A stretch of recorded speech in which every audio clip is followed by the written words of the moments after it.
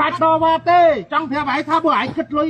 បាត់ចឹងខ្ញុំអត់ញ៉ាំទេឯងដាក់លុយខ្មែរយល់ទេប៉ុន្តែខ្ញុំខ្លួនខ្ញុំបិទមិនដល់បោកឥឡូវបោកលុយខ្មែរខ្ញុំមកខ្ញុំចេញអា system bill ឲ្យខ្ញុំអត់ចង់ឃើញ bill ហ្នឹងខ្ញុំអត់ចង់ឃើញអាលុយបាតហ្នឹងយល់ទេខ្ញុំតែទេជាលុយខ្មែរឲ្យថាខ្ញុំអត់ចង់ឲ្យលីឡំជាមួយអាលុយបាតហ្នឹងឡើយគេក្នុងដៃថាខ្ញុំអត់ចង់បានហើយនៅតែនិយាយដែរទៀតវាចិត្តផុតខែអត់ផុតអីទេប្រាប់ថាខ្ញុំមកថ្ងៃហ្នឹងបើឯងដាក់លុយបាតពីមុនខ្ញុំអត់ស៊ីទេខ្ញុំយកឲ្យតែថ្ងៃហាចង់ទៅសេបងខ្ញុំមកបងលុយខ្មែរមកហើយទៅតបាយទៀតសេបងដៃមកសេបងដៃខ្ញុំមកនេះកណ្ដាលប្រហែល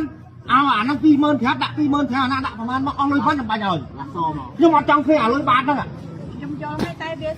ខ្ញុំអត់ចង់ឃើញអាហ្នឹង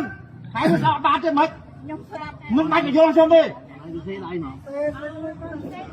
ចុយបាទវីដេអូនេះពិតជាស្ងប់សរសើរដល់ចិត្តលោកពូមែនហ្មង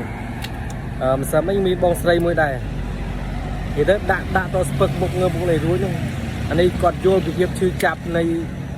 បងវរៈកងទ័ពបងប្អូនយើងណែភាសឹក